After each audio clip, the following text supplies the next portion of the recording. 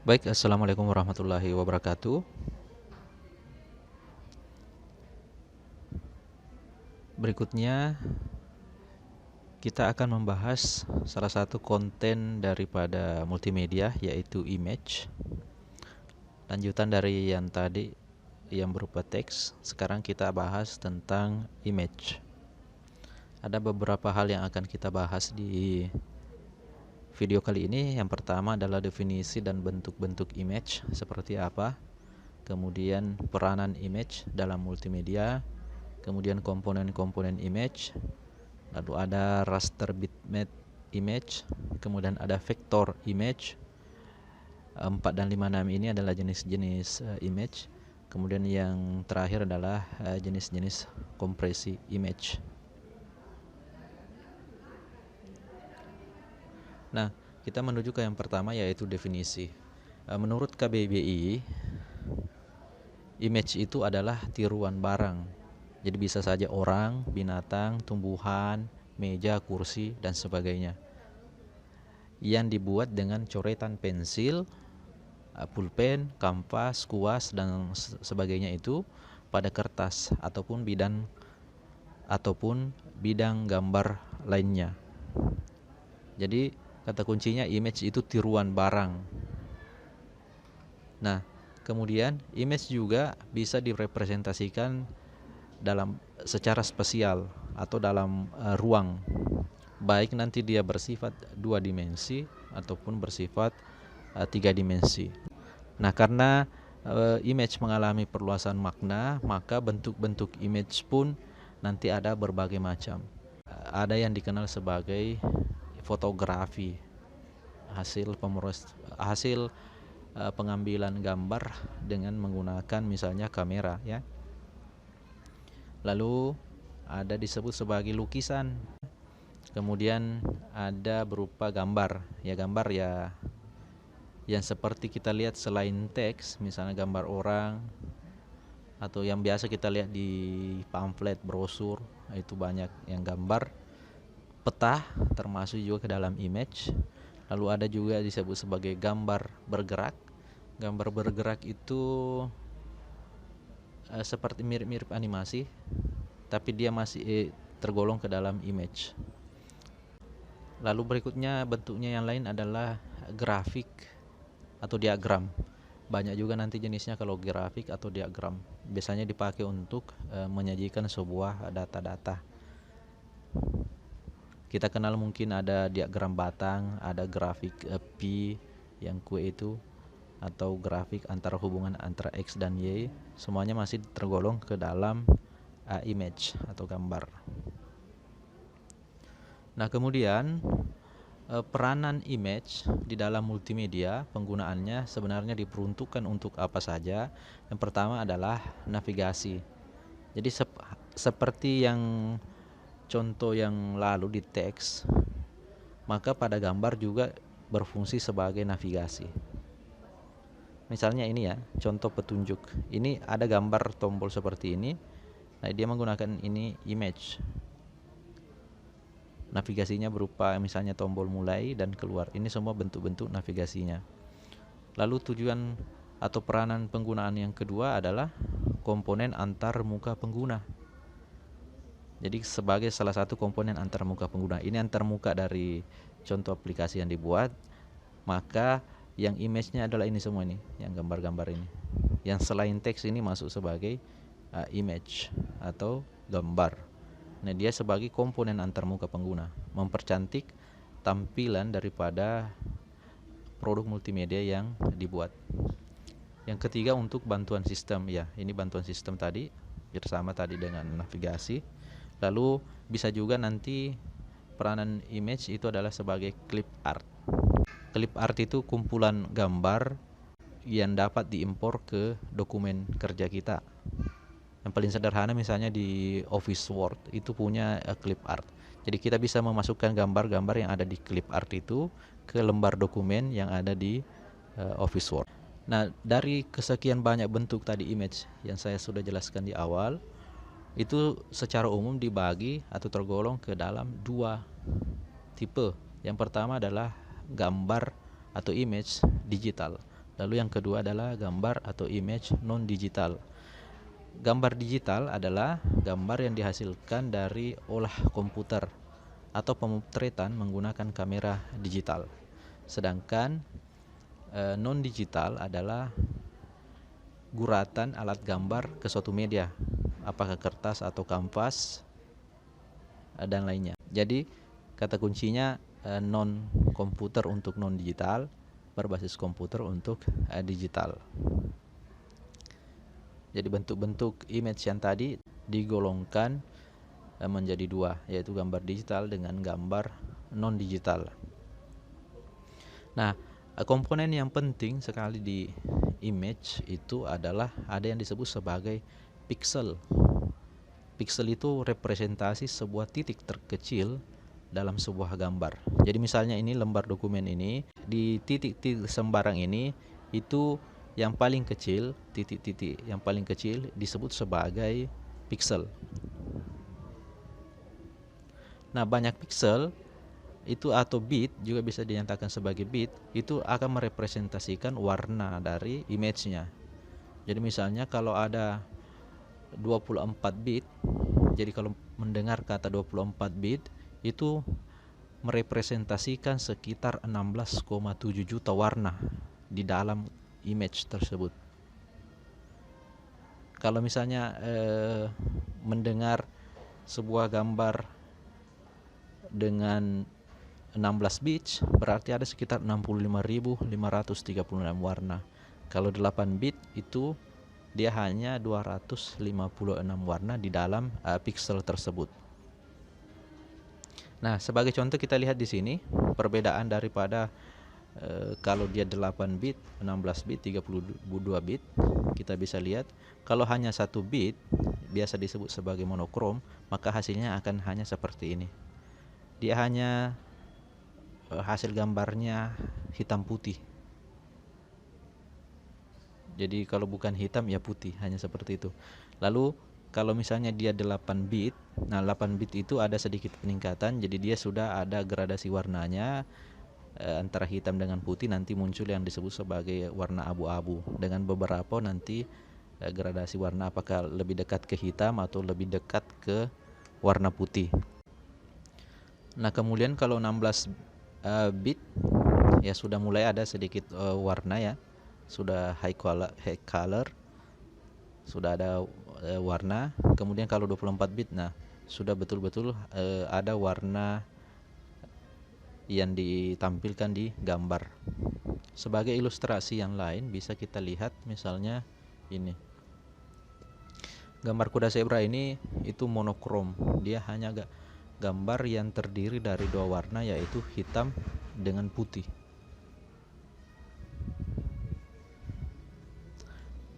Contoh lainnya kalau misalnya yang grayscale, nah dia punya gradasi warna antara hitam dengan putih yaitu abu-abu. Ini tadi yang 8 bit. Nah, seperti ini gradasinya. Kalau misalnya 24 bit yang true color tadi itu, maka dia menyimpan informasi sebesar 24 bit untuk setiap pixelnya. Yaitu perbedaannya dari 1 bit, 8 bit, 16 bit dengan 24 bit. Nah, hal lain yang mempengaruhi daripada ukuran file gambar ada nanti disebut sebagai dimensi gambar atau panjang dan lebar dari sebuah gambar. Nanti direpresentasikan dalam bentuk satuan pixel, atau kalau di layar nanti monitor biasanya inci ya. Kemudian yang kedua ada yang disebut sebagai kedalaman gambar atau bit per pixel. Kita lihat masing-masing dari dua variabel ini yang mempengaruhi ukuran daripada file gambar. Jadi yang mempengaruhi ukurannya apakah nanti besar atau kecil ukurannya dipengaruhi oleh dua. Satu dimensi gambar, lalu yang kedua adalah kedalaman gambarnya. Coba kita lihat misalnya di bagian dimensi gambar. Nah, dimensi gambar itu mempengaruhi ukuran file dari gambar tersebut. Jadi beda nanti ukuran filenya kalau dimensi dari gambarnya adalah 640 kali 480, biasanya dalam satuan pixel, atau 800 kali 600 pixel, atau 1024 kali 768 pixel.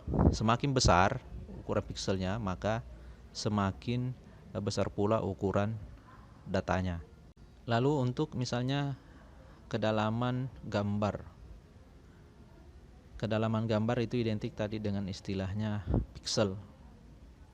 Jadi tadi kalau dimensi gambar itu berhubungan dengan ukuran panjang dengan lebar, tapi kalau kedalaman gambar nanti dia berhubungan dengan bit per pixelnya.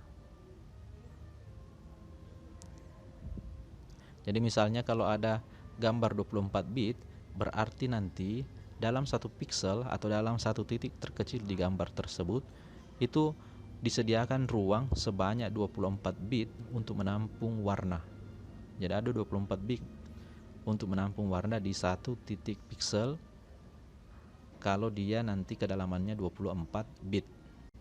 Nanti kita ada contoh bagaimana menghitung besar file berdasarkan nanti dimensi gambar maupun kedalaman bitnya. Nah, warna itu secara umum itu direpresentasikan hanya 3 ruang warna, biasa disebut sebagai RGB, red, green, dan blue. Dan masing-masing warna ini dia terdiri dari 8 bit. Itulah sebabnya mengapa warna ini, gambar yang 24 bit itu menjadi true color, menjadi berwarna seperti ini, karena dia disertai dengan masing-masing warna red, green, blue yang terdiri dari masing-masing 8 bit. Kalau kita kalikan nanti dia menjadi 24 bit. Nah, ini contoh misalnya perhitungan tadi besar filenya. Jadi misalnya ketika kita punya sebuah file, katakanlah ukurannya misalnya 100 kali 100 pixel, lalu dia memiliki kedalaman 24 bit. Maka kalau kita hitung berapa ukuran filenya, bisa kita hitung dengan cara seperti ini.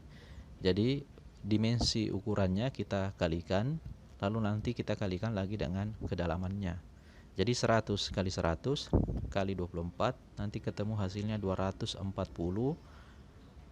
dalam satuan bit. Nah, cara untuk merubah dari bit ke byte itu adalah kita tahu bahwa dalam 1 byte itu sama dengan 8 bit. Jadi saya ulang, 1 byte itu sama dengan 8 bit. Jadi kalau ada 240.000 bit, maka berapa byte berarti tinggal kita bagi dengan 8. Maka rumusnya sekarang menjadi 240.000 dibagi 8. Maka ketemu nanti hasilnya adalah 30.000 byte. Nah, sekarang satuannya sudah berubah menjadi byte. Yang tadi adalah bit, sekarang menjadi byte, 30.000 byte. Jadi kalau kita punya file dengan ukuran 100 kali 100 pixel dengan kedalaman 24 bit, itu ukuran filenya adalah 30 kilobyte. Contoh lainnya misalnya adalah ada sebuah file dengan ukuran 1024 kali 768 pixel dengan kedalaman 16 bit, maka cara yang sama yang dilakukan adalah tinggal kita mengalihkan semua dari dimensi ukurannya dengan kedalaman. Jadi 1024 kali 768 kali 16, nanti hasilnya adalah 12.582.912 bit. Untuk menjadikannya byte, maka kita bagi dengan 8. Kalau dibagi 8, maka hasilnya adalah ketemu 1.572.864 byte.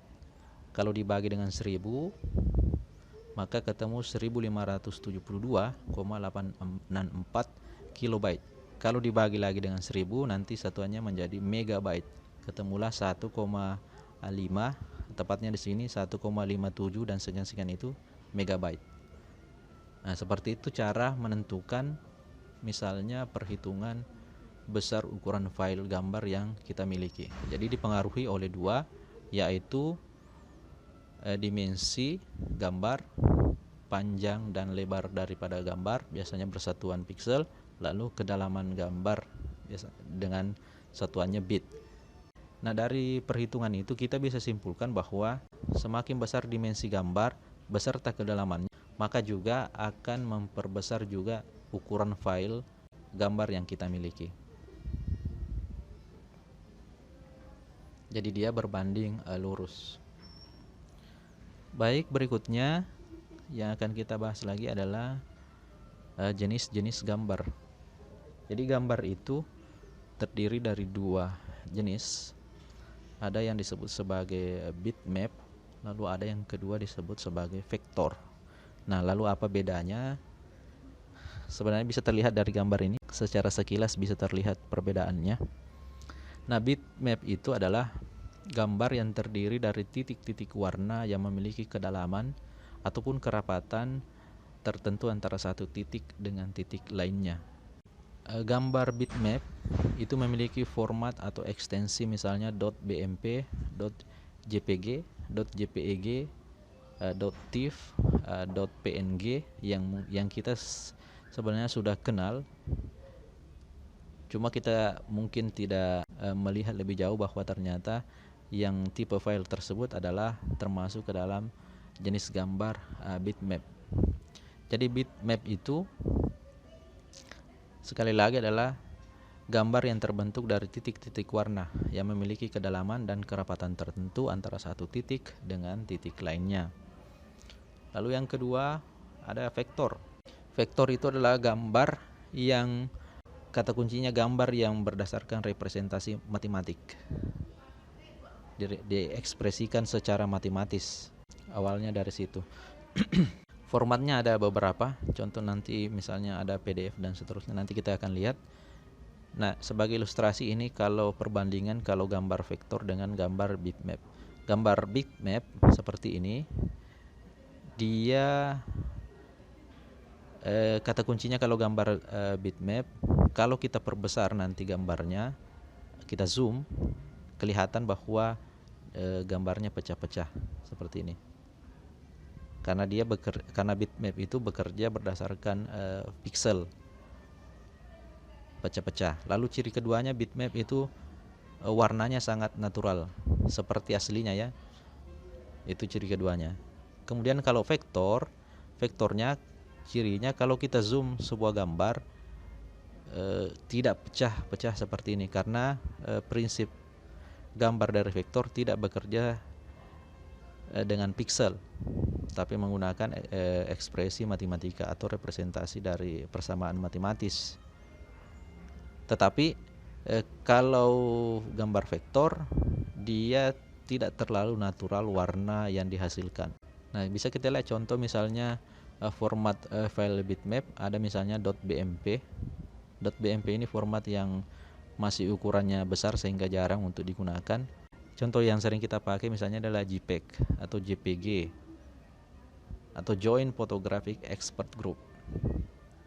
Ini yang sering kita gunakan karena dia ukuran daripada filenya itu kecil dan bersifat portable. Contoh lainnya juga yang biasa kita pakai adalah GIF. GIF ini untuk gambar-gambar yang animasi yang bergerak itu ya. Contoh lainnya misalnya adalah PNG. Biasa juga kita pakai ekstensi PNG misalnya, apalagi kalau gambar yang kita mau hilangkan backgroundnya biasanya berekstensinya adalah PNG. Ini yang biasa kita pakai, sebenarnya masih banyak lagi untuk yang gambar bitmap ekstensinya. Seperti ini ya, EMF, CDR dan seterusnya. Nah, kelebihan gambar bitmap tadi saya sudah sampaikan bahwa gambar bitmap itu bisa merepresentasikan sesuai dengan aslinya. Jadi warna betul-betul natural. Jadi misalnya warna kulitnya, warna rambut itu seperti aslinya, sangat natural. Kelebihan lainnya adalah dia lebih cepat untuk ditampilkan di layar monitor karena ditransfer langsung dari file ke layar monitor.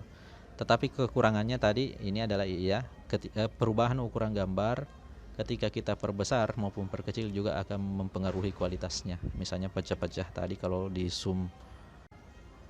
Kemudian ukuran gambarnya tadi masih relatif besar seperti tadi, apalagi kalau berekstensi BMP ya, masih sedikit besar. Nah, aplikasi pengolahnya banyak, misalnya ada Photoshop, Photopaint, misalnya lagi ada Corel Photo Paint dan seterusnya. Kemudian kalau untuk format file vektor itu banyak, ada Windows Metafile, Scalable Vector Graphic, Computer Graphic Metafile. Yang biasa kita pakai atau sering gunakan misalnya ini, Adobe Portable Document Format atau PDF. Teks ataupun gambar yang ada di PDF kalau kita perbesar dia tidak akan pecah. Nah, untuk kelebihan gambar vektor tadi yang paling utama, misalnya kalau kita perbesar dia tidak akan pecah-pecah. Kemudian gambar vektor itu juga memiliki ukuran file yang kecil dibandingkan kalau gambar bitmap. Nah, kekurangannya adalah tadi dia kurang bisa atau kurang dapat menampilkan gambar secara natural. Nah, kemudian aplikasi pengolahnya misalnya ada Corel Draw, Macromedia Freehand, dan lain-lain. Ini contohnya ya, contoh aplikasi penggunaannya misalnya ini Photoshop, yang ini adalah misalnya Corel Draw. Kemudian keuntungan dan kerugian ketika kita gunakan image di dalam produk multimedia kita. Keuntungannya adalah kita bisa menyampaikan banyak informasi secara cepat. Jadi banyak gambar ditampilkan itu menimbulkan banyak informasi yang bisa kita berikan ke khalayak umum.